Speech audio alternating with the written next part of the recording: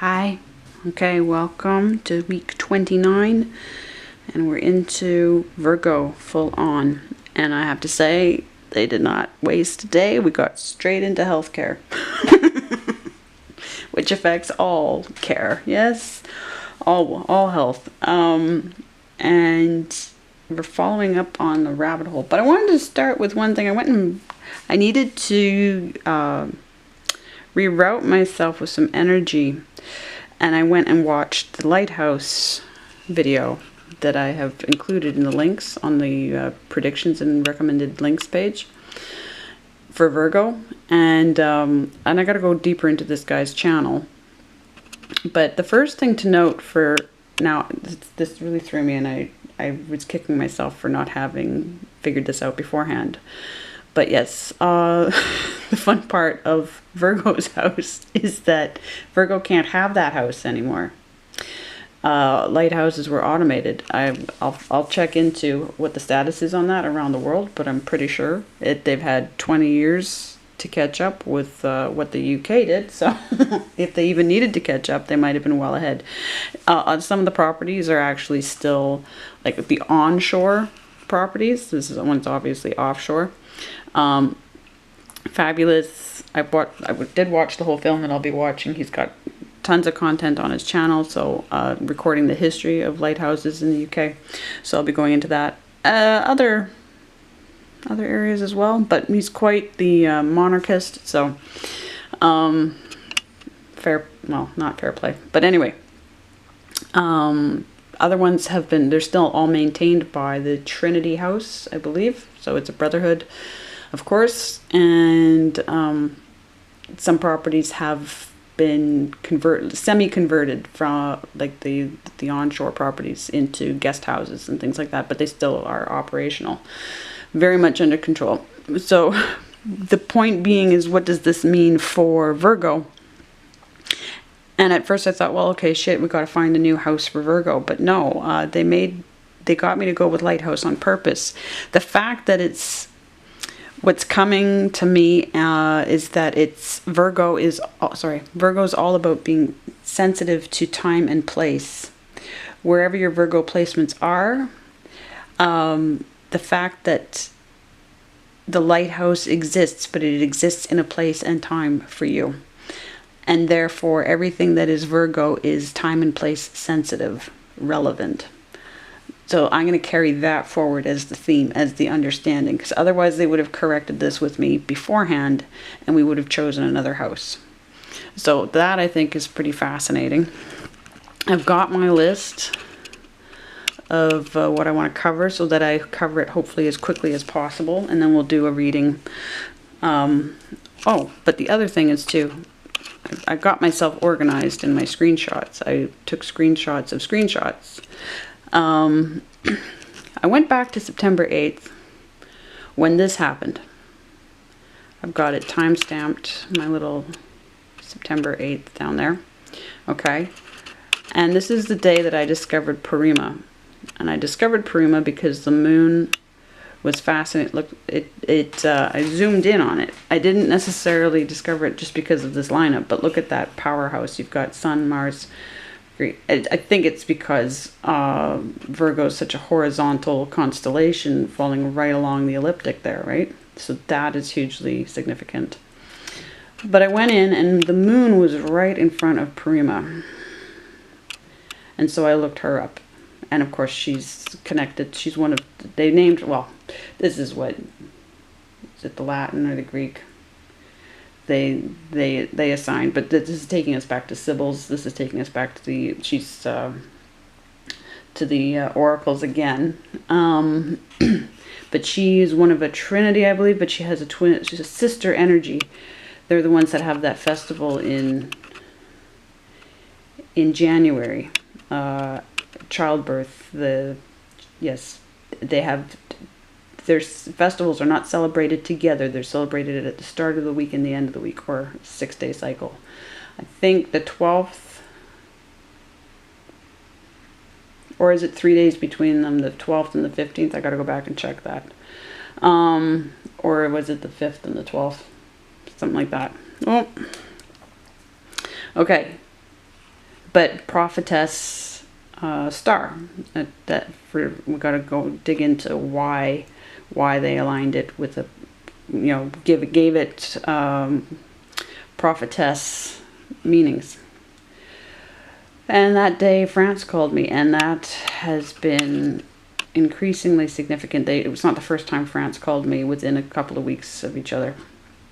Now, the thing that I've had to do is go back to July 8th. Does it say it on here? Yeah, very faintly. Tried to timestamp, date stamp. There we go. Okay, July 8th. I took a whole video that lasts quite a while of this rabbit that crossed my path on the way home. I knew, look, I come into contact with wildlife all the time. This was so deliberate, and he hung around for so long, which brings us back to what I was going through with the rabbit studies because of Ostara, going into Ostara, but also Ishel, right, with her rabbit. Okay, that's where this is the rabbit hole I've already been down rabbit holes, because rabbit is an MK Ultra motif, right?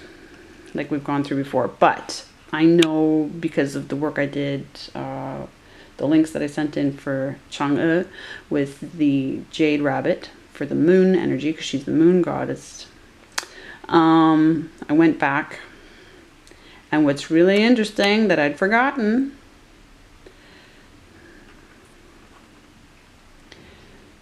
jade rabbit, like special heavenly medicine. Okay, here we go, Virgo. Another thing, and there's more to the rabbit story in just a second, but October 6th, by the time I realized it was half a day old, the new moon. Yes, even this app said it was in Libra, but the moon was in Virgo. Okay, because it takes a long time to go through Virgo, because of that, where the ecliptic is. Now back to the rabbit. Scorpio, never the same again. Minnow Pond, of course, the great Minnow Pond. Chris, Queen of Pentacles, but number one, she isn't scared anymore. Why? There's a rabbit right here. What he meant is, there's a rabbit, probably not helping by putting the light behind it, right? Rabbit on the Queen of Pentacles card. Thank you, Pamela Coleman Smith. Okay. Well, lost that. So the rabbit showing up like that, there were several things in that reading that meant a lot. What happened was, I watched that October 6th. October 7th, I got together with my dad. And he reported to me that a fairly mutilated rabbit was on his front lawn within the previous few days. And that hit hard. I didn't find that accidental at all, given what I do. Primarily, what it triggers is because of the MK Ultra stuff that I've been dealing with for as an shall we say self-appointed, but I wouldn't say self-appointed. I fell into this with the Hampstead case. What I'd been meaning to do was go and watch Bunny Lake, and it wasn't until I was starting into watching Bunny Lake that everything clicked in my head. And why Bunny Lake? Because I found out, thanks to Carol Lindley, who one of my clients is totally smitten with for decades now, and got the book about her. She's in Bunny Lake. She's also in Poseidon Adventure, so I have Paul Gallico to thank for this. And Bunny Lake switched up. It was a novel. It is a novel, and it was Otto Preminger adapted it and switched the location to Hampstead, and I know exactly why. I am Hampstead Research. I'm what's left of Hampstead Research. Hampstead Research was set up by the same people that set up Hoaxstead Research when they blew up the story about the child trafficking ring in Hampstead, an alleged child trafficking ring. Back in 2015, the story broke. Yes, it's a psychological operation. Yes, it's Freemasonic, and yes, I'm at the center of it at this point, as someone that almost all sides love to hate, because I'm at the heart of it with Tracy Morris, and I was helping at the time Charlotte Ward and her husband. They set up the website Hampstead Research. They were pushed to do it by the people that have controlled that story from the get-go, and Hampstead Research, they eventually pulled off the net. I volunteered to start up a Twitter account for them back within the first few months of the story breaking. I've had Skype sessions I've had the one Skype session with Sabine McNeil, who's now inside prison for several years, having been the whistleblower on that. She was the appointed whistleblower. I have been on her private email list, so I have all the private emails, the group emails. I know everything, but I also know everything for multiple reasons, and that's how I met up with David Schurter and Fiona Barnett. And the Hampstead case totally tried to destroy Fiona Barnett and David Schurter. And I have all the evidence of that. And that's how I went after Doug Mesner of the Satanic Temple. No, God. Yeah. Oh, for a second I thought Church of Satan is what I said. It wasn't. Okay. And I'm alleging that he is part of Team Michael Aquino. So the fact that a dead bunny shows up. So I went in, this is one of those situations where I actually went in, and because of the dead bunny, I had other things to do, but I went in, and because of the dead bunny, I went in and purposely got the rest of the screenshots, and actually what I needed to finish up with all the mental health work that I was doing for my beginning of drawing book, that I didn't know I would be doing, but they got me to do it at the last minute. One of the Rockefeller rabbit hole, which is going to tie all things together. And I've discovered through their own website. I like to go to their own websites. I know most of the conspiracy people are bought and paid for. But William H. Welch, so you start with what you can find being circulated, and then you go, but just never be afraid to go straight to these guys. They don't hide anything. And here he is with a poliomyelitis rabbit. Myelitis, yes, rabbit. So an experimental rabbit, yes, experimental. A tortured rabbit, yes. But having said that, that is but a drop in the bucket, but it's the rabbit drop. There's so much to be said about all of that it's beyond the scope of what we want to do today. We're going to get back into Lighthouse Virgo, but in terms of Tavistock, linking to Mayo Clinic, linking to, of course, all through Rockefeller Foundation, linking to Allen Memorial Torture Center in Montreal. Salute to Alan Atkin and all the survivors and children of survivors. Linking to, of course, CIA and the Freemasons. There's so many people that I have on record now that, and of course Bunny Lake is full of hidden signals, and that's why they said it in Hampstead. So that's it for the slideshow of screenshots, and now to briefly get into why do I dare say the word briefly when we know it's me? Okay, so Venus hit, if we go into, no, I'm not going to go into, we know, well, I can. No, let's not. Venus already hit. Now it didn't hit Scorpius quite then. It's hit more, I just checked on it. Where are we today? Today we are the 10th. So I checked on it yesterday, the day before. Oh, right, I made a note already. It was either the 7th or the 8th. that it hit. And I'm going to say, since there was a death, since I was told about a death on the 7th, I'm going to put the attack there. That's where I'm going to say that it... Oh, I'm running out of pencil here. That's right. That's right. Okay. But let's say that it's... So, 1, 2, 3, a 4-day difference, which is not bad. That's not bad. Okay, so I've got... And it's everybody's still got to catch up to Libra yet. So Venus is just way ahead. Venus is way ahead doing her thing right now. And I think that's all I have to say about the calendar right now. Is it? I hit my Pluto placement on the 4th or the 5th. The 3rd or the 4th. And something very interesting happened that had been predicted.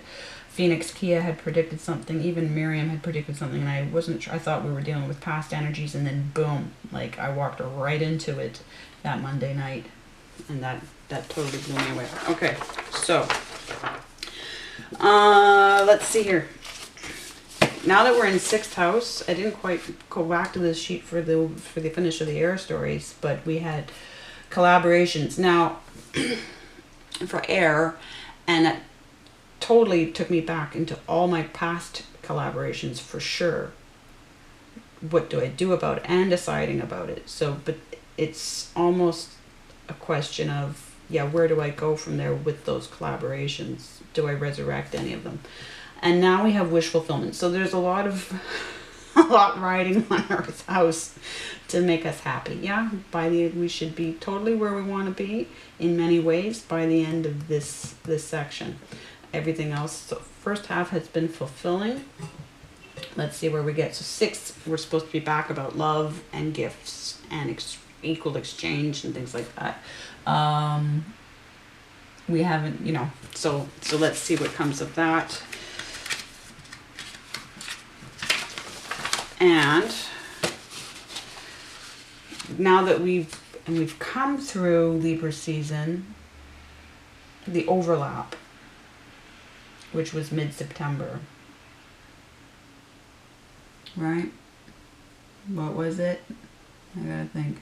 Mid-September was not Libra, 6th. It was Virgo. In mid-September was the overlap that was good for organizing, okay? And I do believe that worked out. And what we're heading towards is the overlap in Libra, right? So we're heading towards overlap in 7th, so we should be into negotiating territory.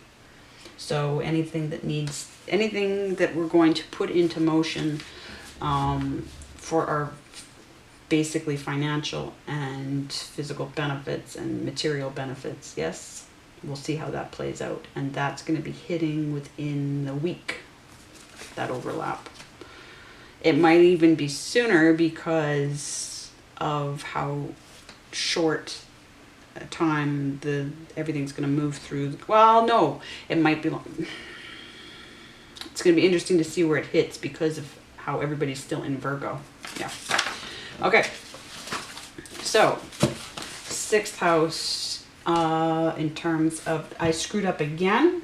I had to do another edit because Gemini was still in here. So that's bad on me. Third or fourth time I've had to fix something. So that'll be amended. And all I do is I create a text box. Yes, try and match the colors best. Now for me, I can match the color easily enough because I just click on another live text box and copy the color. However, you're gonna, you need to match it as best you can by eye. I'm actually printing that on top of what is already a screenshot, so the color match isn't even on screen. When I'm looking at it, editing it, it's not even a perfect match, so I don't get too hung up on that. Just do what you can and move on.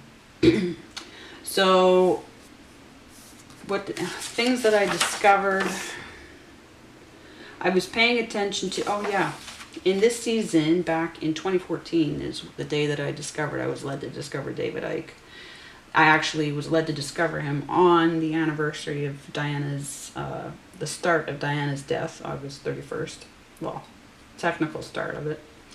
They'd been planning it for how long? So it was very meaningful to be led to discover him on that day, since he did so much work. The problem is David Icke has some very bad friends, namely Brian Garish and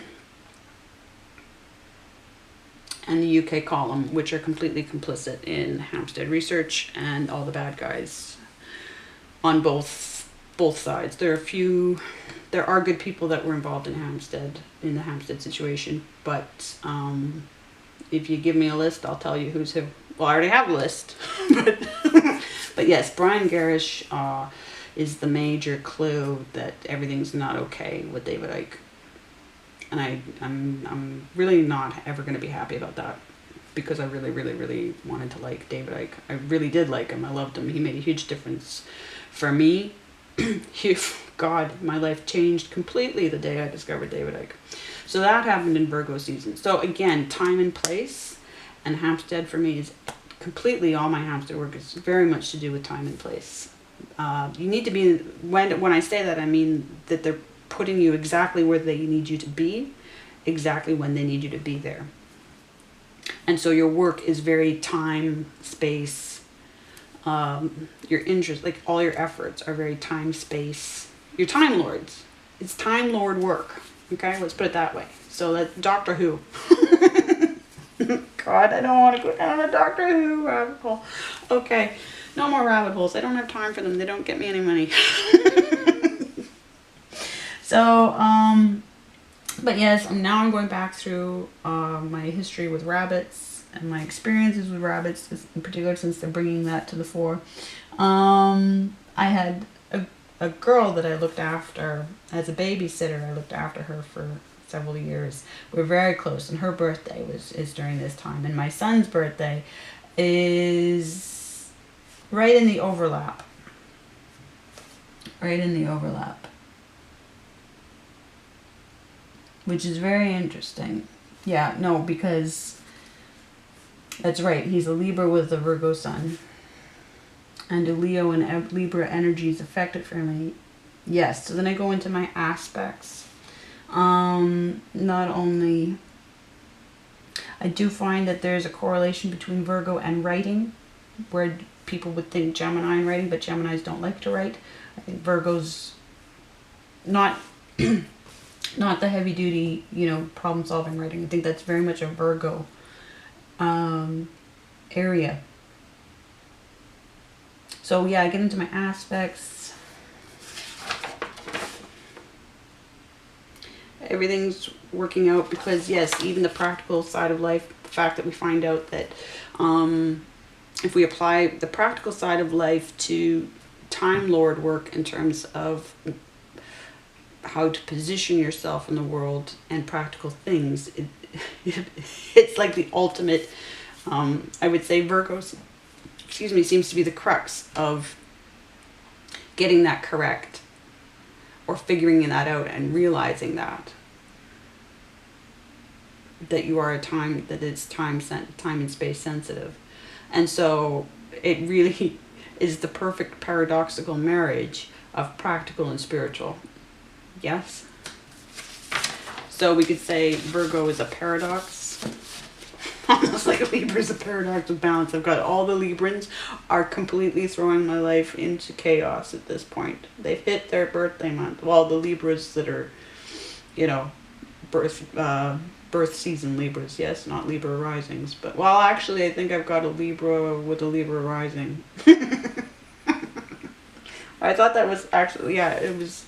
If I go by my son's actual birth time, but they screwed with his birth time, they made him late. He was ready to be born, and they delayed it, so I actually have more than one birth chart for him, because I know that he's actually a Cancer rising, Cancer Leo rising, based on features and behaviors. So, anyway, yeah, and the season, events, and then I got into... I'm looking more and more at the, how through the aspects I'm simplifying. I'm using tarot. I'm using a mix of those placements to sort of come up with shorthands, things that I want to look at in terms of what is affecting everybody in this season, in Virgo season. Oh, this is what I did. I'm looking at the Libra one because I pulled out the Libra page. Yes, here's the Virgo page. I pulled out the Libra page to compare, because of what happens in Virgo season is connected to so many Libra things. Yes, that's what I did. So I'm staring at the Libra page. That's the fun part of actually getting far enough into the book where you have other results to compare to. So this is where, yeah, I was like, no, this is matching what I've been doing. So I'll hold it up to the camera. Good. I was like, am I even still recording if I've been talking to myself for however many minutes? This is how I set it up. I'm getting into the numerology more just to sort of play with ideas of what. So the camera cut out, but so I'm getting into the numerology to see how things play. Also, we're going to get back into this whole star card versus hermit card, right? And I'm going to decide, figure out that there's probably a back and forth. There's probably a paradox about that. And what does it mean? I'm looking at, my aspects. I'm converting my aspects again into, I'm communicating them to myself through their tarot placements. So that's what my notes are looking like, apart from just, stream of consciousness. Like, lot of, for me, this is another one of those heavy anniversary birthday months. Anything else I want to put there? I don't think so. I'm sure I'll think of it as we go. So I think let's wrap this up and then get into a card reading.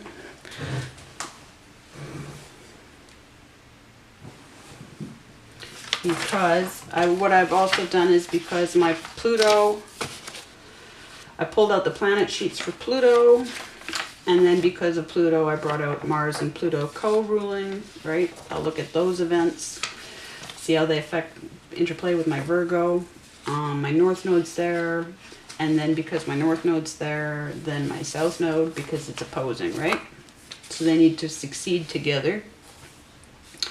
Is there something on the back of... No. All right. Then because they're connected to my moon, I kept my moon out from the last time.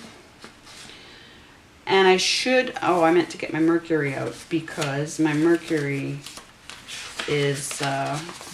here's an older chart, but see, I've got my moon and my South Node and my Mercury together. And then right across and Mercury's almost basically directly opposing my Pluto, right? So I need to get Mercury out as well. That's what I need to do. And then I just study those stories together and see the combined effect. Yes? That's what I do. That's what I do. And that's why it helps to have it in shorthand for each planet in a little notebook, right? Because then I can keep track basically at a glance. My Mars has the most aspects. But again, those quincunxes and those, pay attention to quincunxes and biquintiles and quintiles. Yeah? Get into those. But also know that, and then squares help, because they're creating friction. And they help me figure out friction thinking as part of the creative process for basically the bottom line of my work with my drawing program. So everything's working together. Everything did, and even Minnow Pond did a reading that completely, I watched within 5 or 6 hours of finishing Gemini's meditation video. Caught up on those, and the things that I managed to start to achieve with that video, I just feel are like pure artsy awesomeness. And he clarified all of the things that I started to see by playing around visually within 5 hours or so, I got affirmations and explanations of things that I hadn't even figured out yet by what I did in that video, thanks to Minnow Pond and Chris. So they're getting me to pay close attention to him right now, shifting around, but a few other readers as well. Again, Miss Zodiana, Missy, she's, yeah, amazing. I went into 3 of her extendeds. Okay, so let's put that all aside. I'll get the cards going, and we will see what we want to know for. It's been very interesting to go back and do those meditations on the previous readings. I did the air signs all together, their meditation videos, and to see what to learn about what's being said through the cards well after the fact, once there's the experience of the month, and to say, okay, what do I need to reconsider when I see this card based on what's happened, based on what they wanted me to know, because they withheld the knowledge from me when they gave me the cards. So we'll find out what they want to do with that kind of thinking this time around. All right, here we go. Okay, so starting with getting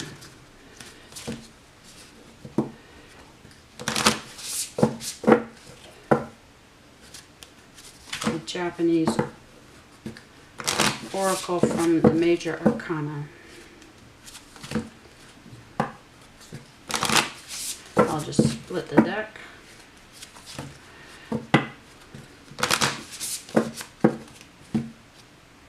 It wants the top one.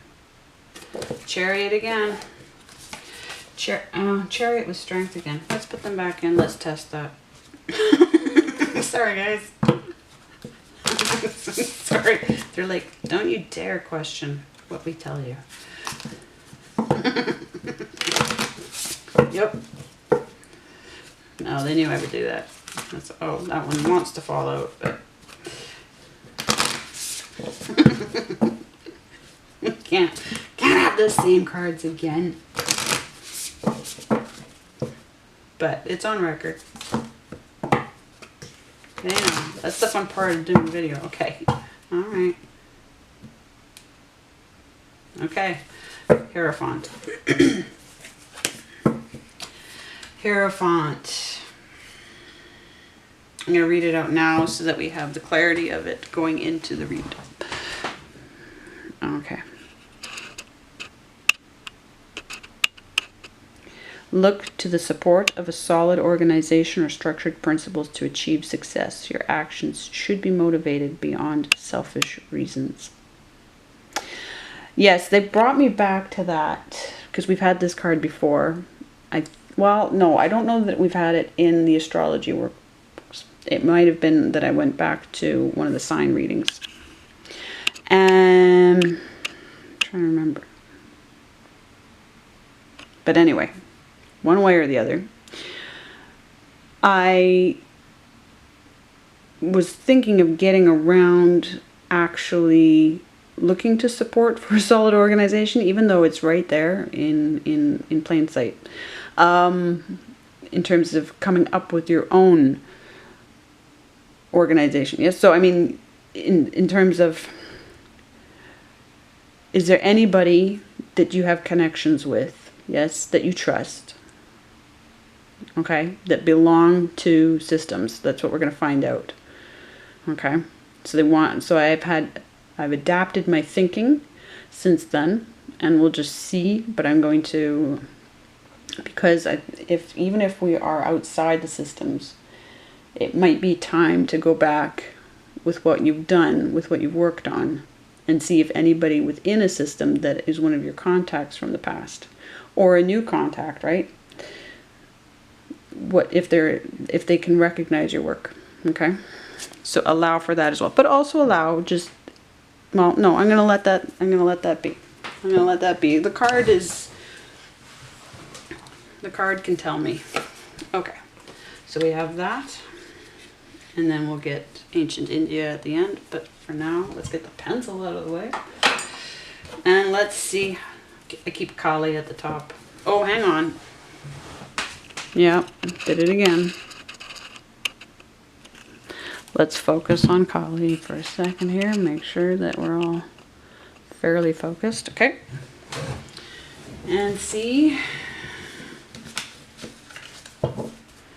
we've got a candle out, so I'm just going to put one in. I think it's not even showing up anyway, because I've got the camera at that other angle. Okay, we're all right. We're all right. Split the deck. So a few cards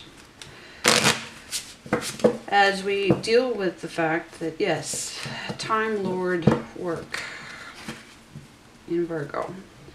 The Lighthouse home that exists at a specific era. You can no longer be a lighthouse keeper. So all the things that people have done on Earth where they were, they were special to their time and place, yes? And the tools and the means. That it couldn't have been done. That they did, they maximized, they optimized what could be done with, in the evolutionary chain, shall we say. Yes, we're talking about seizing the moment, hacking.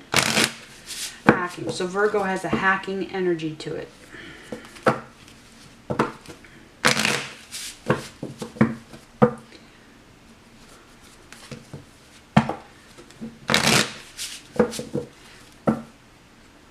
Absolutely. And no, there's nothing good about the history of psychiatry and psychology. Not that they aren't real and valid, but they need to be taken as if they could be from the torturers that started them. Okay.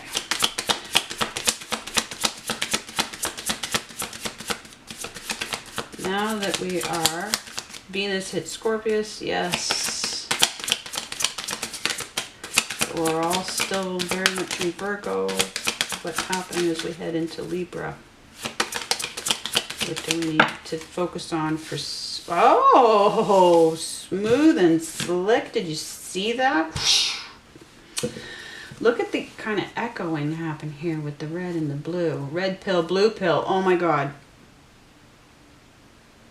And it's so Masonic because it doesn't matter red pill or blue pill. You're still taking the same medicine. Okay. What about purple pill or pink pill? Didn't I put in something in the book about red pill, blue pill? Oh, I was going to do something about that. Okay. Oh my God. Well, thank you. Okay.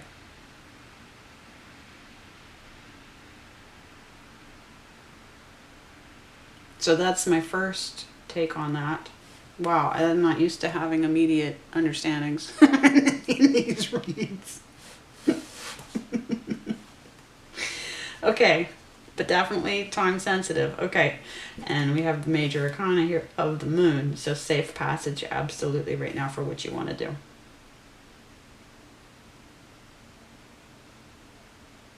Okay, now they've changed up the game on me. Okay. Yes, I know often most readers take this as a fear card and an anxiety card and all that stuff, but for me, it's because I'm so much water, Scorpio rising, my Mars and Saturn are in Cancer, so all my fears are in water, but, oh God, that's why I kept getting drowned as a kid. Okay, got that one solved. It wasn't funny at the time, but okay.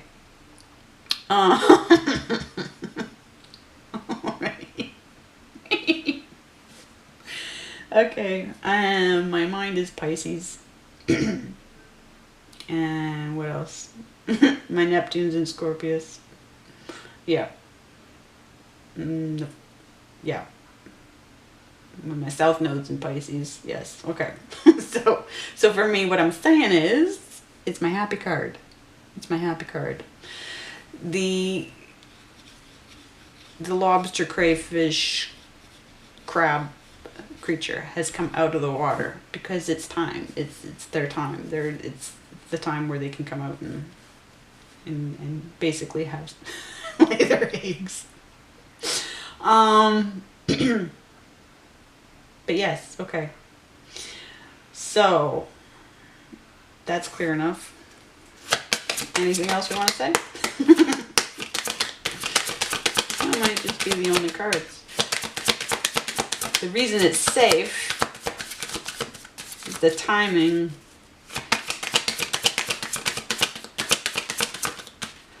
All the preparation's done.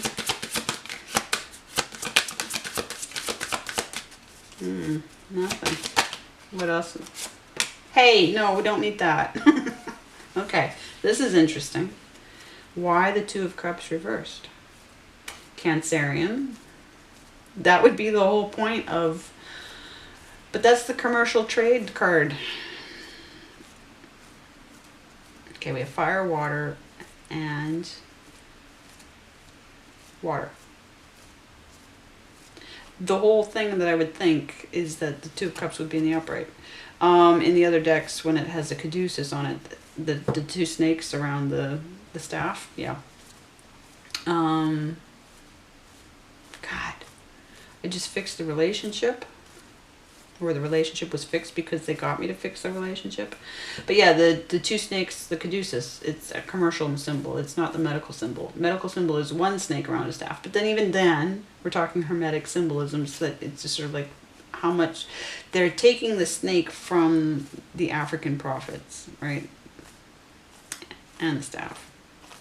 Well, they're, yeah. And if you can connect it to Moses with the snake on the staff and, you know, kills it and raises it up and says, look and live. And then the Jesus on the cross is a reference to Moses stabbing the snake and holding it up dead on the staff, right? So it's sort of... takes us back to the Ace of Cups, spiritual renewal, leading away from Three of Cups to Two of indecision. Okay, thank you. A Two of indecision, uncertainty, perhaps.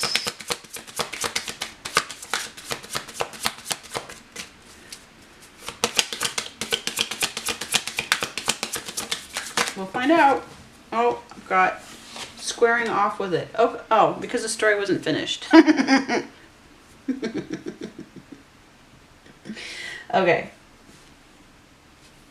Squaring off with that. Pushing. These two are pushing each other.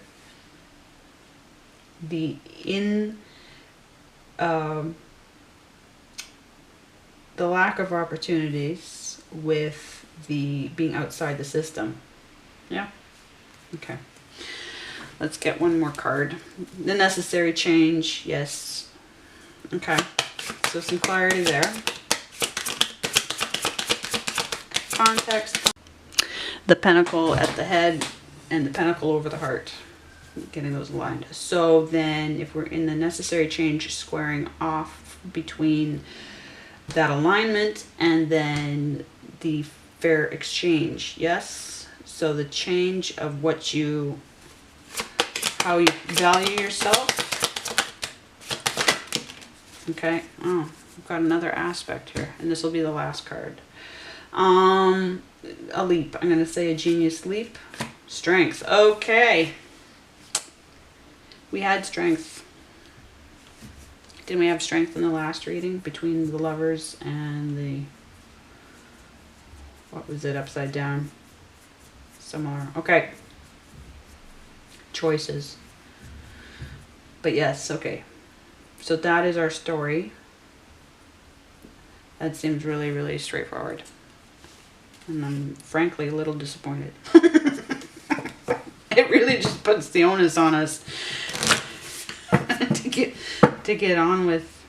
But it's telling us, it's saying, we've got two major arcana there. And of course the strength being Leo.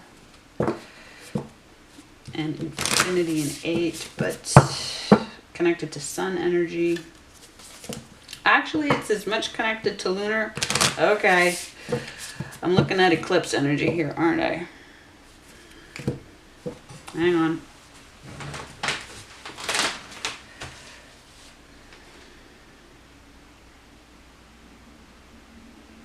So we're looking at possibly focusing on the full moon. It says it's in Aries. We'll see. And that would be around the 20th. If that's at all.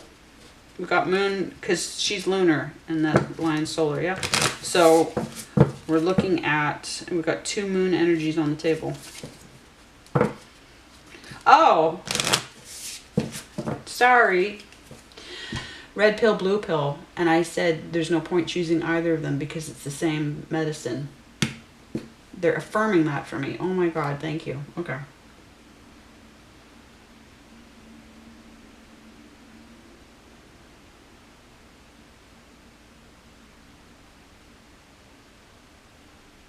Necessary change. Yeah, away from dualism and away from the lies and away from the way they control both sides of the board. Get off the game board. Okay. Get off the game board. Okay, one more shuffle. Thank you. Thank you for waking me up before the end of this reading. Okay. Wow. It's so... Love it. So do they. Okay. Everything resisting except for that one. The star. Okay, they could have given me the Hermit. You know how I'm debating between the star and the Hermit card for Virgo. Well, they gave me the star.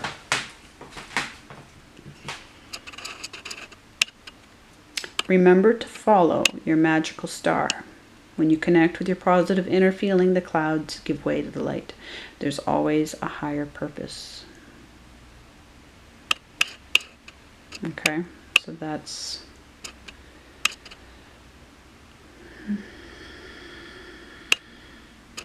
Yeah, I was just looking up Eastern Star again and Western Star, all Masonic.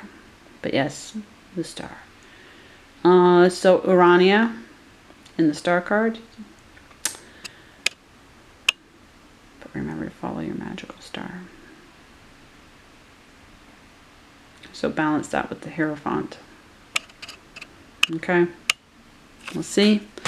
We'll see where this gets us. And I will be back week 30 next week. And that's when we'll do, God, where does that get us? Oops, I knocked down the Hierophant. That gets us to the, yeah, we're going to go more into the constellation and the sign of Virgo. Okay? More virginal energy. Yes. Much love.